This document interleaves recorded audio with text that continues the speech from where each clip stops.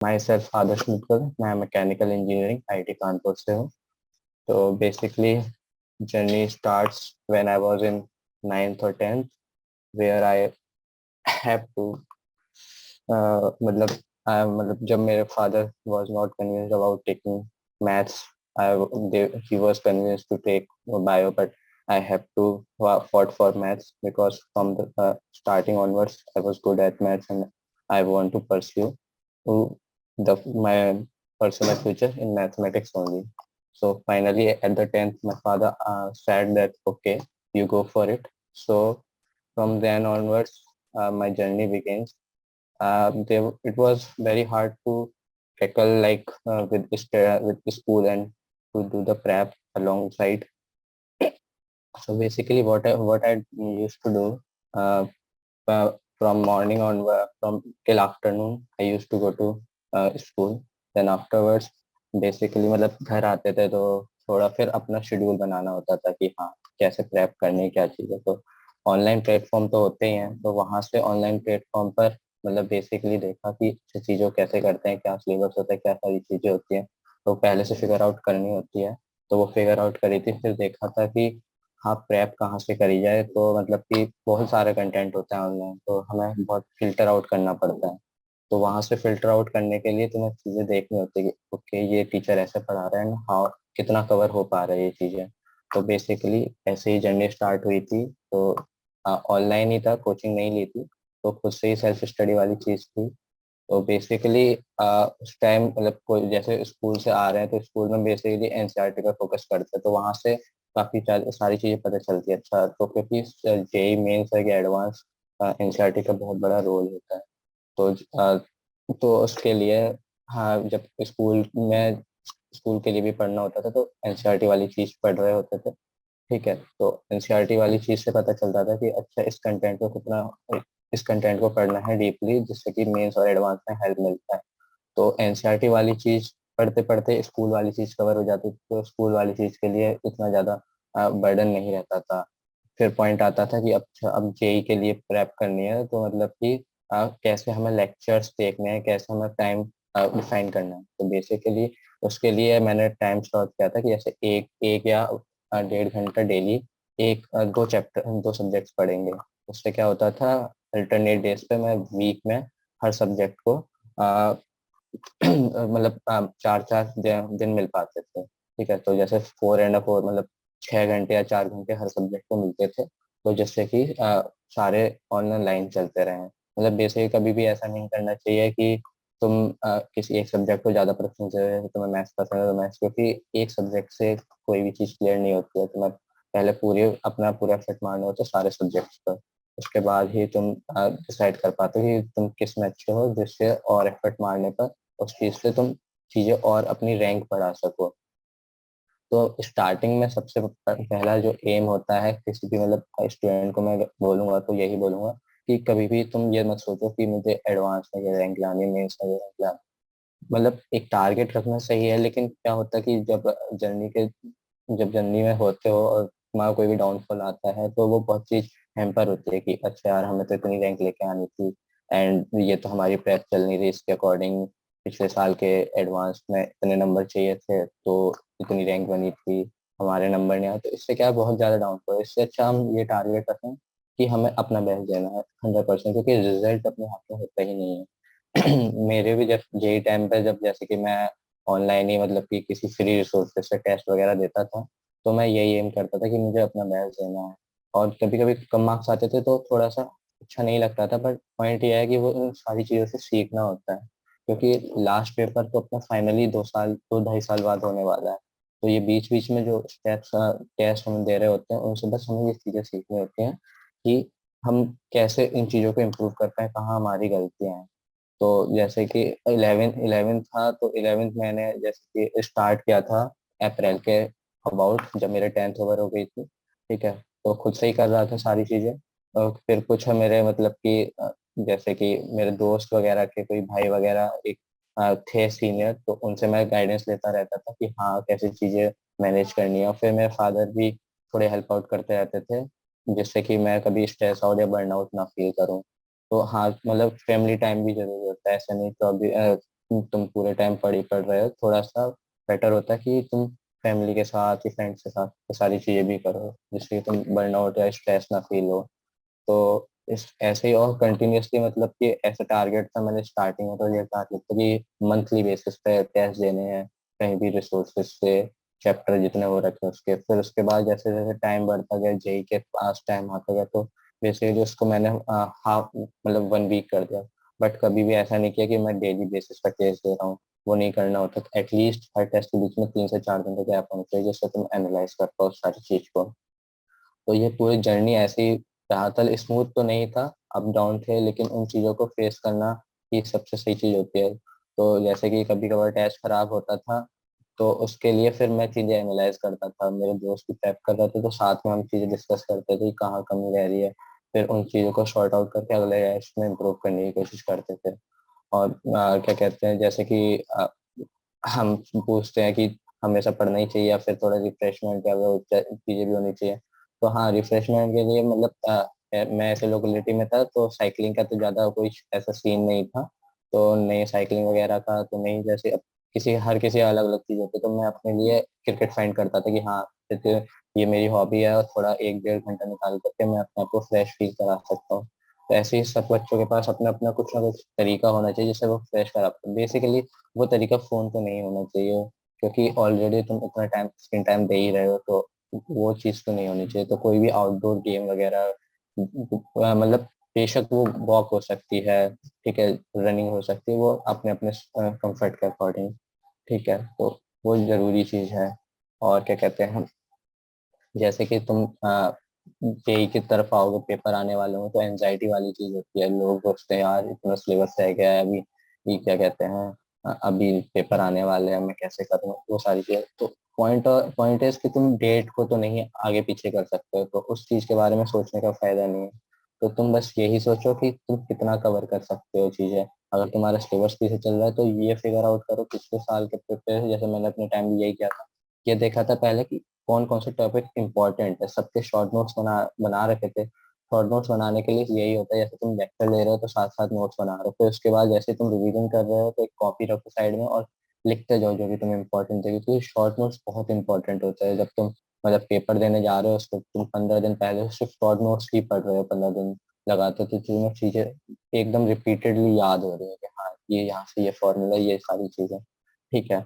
और सबसे इम्पोर्टेंट चीज है केमिस्ट्री की एनसीईआरटी, मतलब उसे तो तुम छोड़ ही नहीं सकते हो, ठीक है। मैथ्स और फिजिक्स की एनसीईआरटी भी तुम्हारे बेस के लिए बहुत इंपॉर्टेंट है। और केमिस्ट्री की इस सबसे ज्यादा मस्ट है, क्योंकि उससे ही चीजें होती है, चाहे एडवांस हो कि मेंस हो।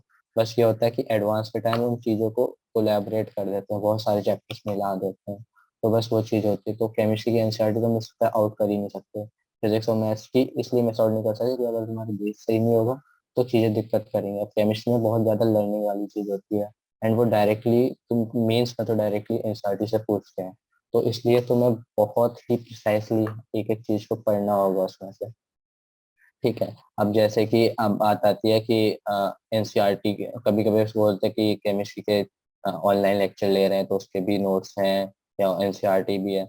तो हमें ये फिगर आउट करना होता है कि कौन से चैप्टर से कहाँ से इम्पोर्टेंट है। जैसे तुम प्रीवियस ईयर उठा के देखो तो तुम्हें फिगर आउट कर पाओगे कि कौन सा सब्जेक्ट को कहाँ से फोकस ज्यादा दिया है, क्योंकि कुछ कुछ चैप्टर होते हैं जो एनसीईआरटी बिल्कुल एनसीईआरटी बेस्ड होते हैं, जैसे कि मेटलर्जी हुआ, ठीक है, ये बिल्कुल थ्योरेटिकल चैप्टर है। ये सारे तुम करोगे, मेटलर्जी कोई ब्लॉक केमिस्ट्री है, तो ये तुम्हारे पूरा एनसीईआरटी से ही कवर अप होता है। बट जब पॉइंट आता है जैसे कि इलेक्ट्रोकेमिस्ट्री वगैरह, तो इलेक्ट्रोकेमिस्ट्री में इतना डीप नहीं गया एनसीईआरटी, ठीक है। तो इसलिए बट पढ़ना तो पड़ेगा ही, क्योंकि काफी चीजें वहीं से पॉइंट आउट होती है, थ्योरेटिकल क्वेश्चन भी आते हैं। तो फिर उसके लिए जब डीप जा रहे हो तो तुम्हें देखना होगा कि कहाँ से चीजें, अब जैसे रिसोर्सेज की तो कमी नहीं है, ऑनलाइन कहीं भी मिल जाते हैं। तो बस यही देखना होता है कि अच्छे रिसोर्सेज कहाँ हैं, ठीक है। तो जैसे तुम जो भी ऑनलाइन टीचर से हेल्प ले रहे हो, वहां से देखो कि क्वेश्चंस को कैसे करना है। तो सबसे बड़ी दिक्कत क्या होती है बच्चों में कि उन्हें चीजें तो मिल जाती है लेकिन कोई सॉल्यूशन नहीं मिलता, ये वो चीज। तो पहले सबसे पहले किसी भी बुक या कहीं से भी तुम करने की कोशिश कर रहे हो ऑनलाइन, तो एग्जाम्पल्स करो, चीजें समझो कि अच्छा क्वेश्चंस करते कैसे हैं। वहां से तुम्हें पता चलेगा कि अच्छा क्या कॉन्सेप्ट लगाना है, कैसे लगाना है। तो ये सारी चीज, अब जैसे एग्जाम टाइम में बहुत बच्चे, जैसे कि मेरे दोस्त के साथ भी हुआ था कि पता नहीं, मतलब एनजाइटी हो जाती है, क्या हो जाता है मेरे को नहीं पता, बट मेरा सीधा सीधा सिंपल पॉइंट था कि मैं पेपर देने जा रहा हूँ, तो सिंपल ये सोच के जाऊंगा कि बस मेरी मेहनत करनी थी मेरे को, 100% मुझे उसमें देना था। बाकी आगे का मेरे हाथ में नहीं है, क्योंकि पॉइंट है कि तुम मेहनत तुम कर सकते हो, लेकिन रिजल्ट नहीं तुम कुछ डिसाइड कर सकते। तो इसलिए तुम जब एग्जाम सेंटर जा रहे हो तो बस तुम्हें यही सोचना है कि मैंने पढ़ा, जो मैंने 2 साल में एफर्ट दिए, उसे पुट ऑन करना है कामली। बिल्कुल मतलब ये नहीं सोचना कि मेरे को 300 में से 270 लाने, 280 लाने या 250 लाने, वो नहीं सोचना। तो बस ये सोचना कि जितना आता है उतना अच्छा करना है, कहीं भी मिस्टेक नहीं होनी चाहिए, सोली मिस्टेक नहीं होनी चाहिए। तो मैंने वही सोचा था, तो उसकी वजह से मेरा मेंस काफी अच्छा गया था। मेरे मेंस में फर्स्ट टाइम 99.6% आई थी। तो वो इसीलिए था क्योंकि मैं बिल्कुल काम रहा था। मतलब मैं अपने दोस्तों को देखता हूँ जो कि मैं स्कूल से ही मेरे साथ थे, लेकिन वो पॉइंट इज कि उन लोगों का फंबल हो गया, कि उन्हें लगा कि हमें इतना स्कोर करना है, तो वो वहां पे वो देखे कि अच्छा इतना तो क्वेश्चन हो ही नहीं रहा कैसे, तो क्या होता है उस एंजाइटी वाले स्टेज में तुम्हारी जो चीजें अच्छी होने वाली होती है वो भी खराब हो जाती है। तो ऐसे ही मेंस निकला, फिर एडवांस के लिए तो मतलब मेरे पेरेंट्स ने बोल दिया कि बेसिकली इंजीनियरिंग करनी थी तो तुम वहां तक पहुंच गए, बस अब तुम्हें स्कूल कॉलेज के लिए लड़ाई करनी है। तो एडवांस के टाइम पे भी यही सीन था कि हमारा, अब मैं सोचा ही नहीं था कि मेरे को कितना स्कोर करना, बस ये सोचा था कि कहीं भी गलतियां ना हो। तो फर्स्ट पेपर तो इजी था, ठीक है, तो उसके फर्स्ट और सेकंड में मेरे दोनों में मार्क्स सिमिलर ही थे।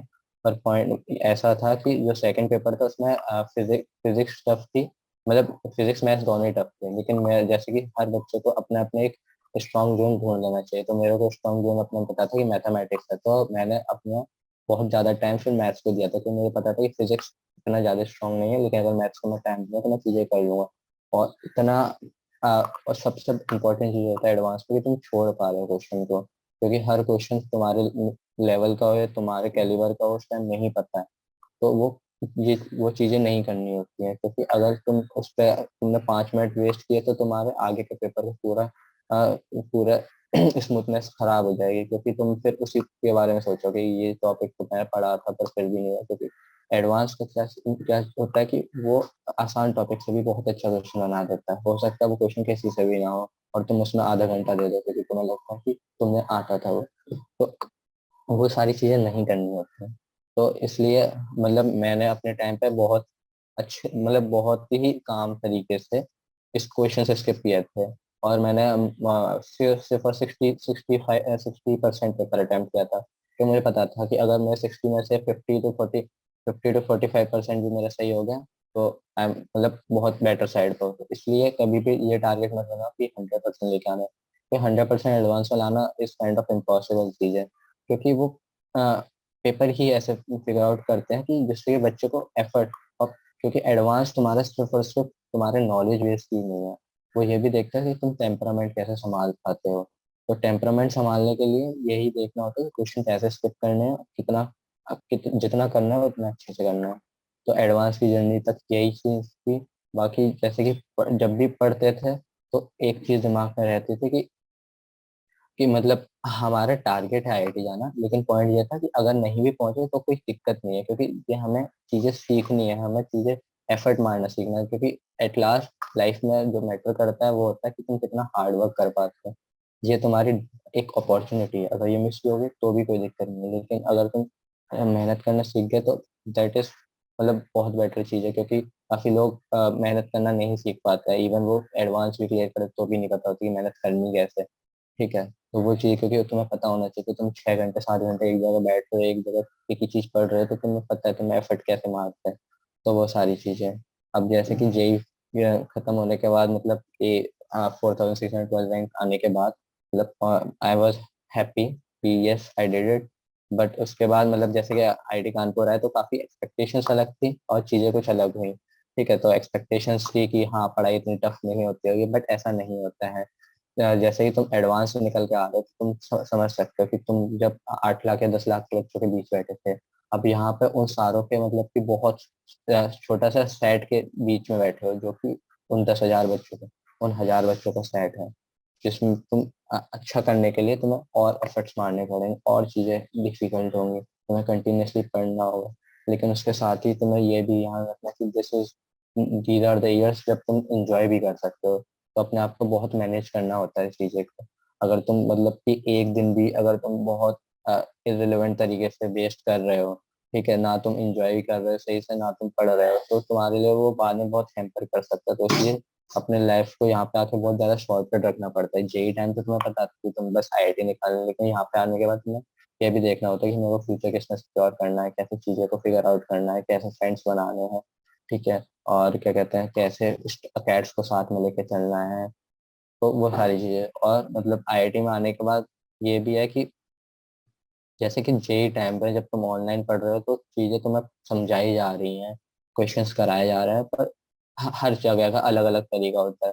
जब तुम यहाँ आ जाते हो तो तुम्हारा एक अच्छा आईक्यू लेवल बन जाता है, तुम एक्सपेक्ट किया जाता है तुमसे कि तुम अगर चीजें पढ़ाई जा रही है तो तुम अपने आप अपने एफर्ट्स मार करके उन चीजों को अप्लाई करना सीख सको। तो वो चीज होती है, तो इसलिए यहाँ पर आके तुम्हें इतना अपने आप को सिक्योर रखना है कि यस, मैं खुद से करूंगा। मुझे पता है कि हाँ, क्लास में जो चीज पढ़ाई जा रही है उसको इम्प्लाई कैसे करना है, उसको अप्लाई कैसे करना है, चीजों को कैसे सीखना है। तो यहाँ पे जर्नी स्टार्ट होती है कि तुम सीख कैसे रहे चीजें। अब तक तुम क्या था, मेहनत वाली चीज थी, ठीक है, मेहनत सब करके आए हैं यहाँ, लेकिन अब देखना है कि तुम जो चीजें कर रहे हो उन्हें सीखना कैसे, कैसे क्लब्स या सोसाइटीज में तुम जा रहे हो तो कैसे वहाँ पे इंटरेक्ट करना है लोगों से। सबसे इंपॉर्टेंट चीज होती है कम्युनिकेशन स्किल जब तुम कॉलेज आ जाते हो, क्योंकि तुम्हें इतने सारे सेकंड थर्ड फोर्थ ईयर के सीनियर से बात करनी होती है, चीजें पता करनी होती है कि कैसे क्या करना होता है, वो सारी चीजें। और मतलब कि खाने की बात हो तो मच बेटर है, मतलब जैसे मैंने एक्सपेक्ट किया था उससे तो काफी सही था यहाँ पे आकर के, कि हाँ मतलब हाँ खा पा रहे हैं, क्योंकि जैसे मेरा जैसे मैंने सुना था कि हॉस्टल में बहुत बेकार खाना, बट इतना नहीं था, मतलब वो काफी बेटर था। बाकी यहाँ कॉलेज आने के बाद तुम्हें मतलब एक जैसे कि अभी मैं सेकेंड ईयर में हूँ तो काफी सारी चीजें डाउनफॉल भी होती है कि तुम्हें लगता है यार मैं इतना अच्छा था, ऐसे स्कोर कर सकता है ये वो। पर ये चीजें क्या होता है कि तुम अभी एक चीज पे स्टेप नहीं कर रहे हो। तुम जब यही टाइम पे तुम सिर्फ पढ़ रहे थे, ठीक है, यहाँ पर आकर तुम पढ़ भी रहे हो और चीजों को ये भी देख रहे हो कि अच्छा चीजें कैसे करनी है, दूसरों से सीख रहे हो, तुम एंजॉय भी कर रहे हो, क्लब सोसाइटीज में भी एक्स्ट्रा करिकुलर भी देख रहे हो। तो वो सारी चीजें हैं, ठीक है। तो अपने यहाँ पे आके अपना एक ऐसा टाइम स्लॉट बनाओ जब तुम अपने आप को स्ट्रेस रख सको और तुम अपने आप को मतलब फ्री फील कर सको, ठीक है। तो ये सारी चीजें हो गया।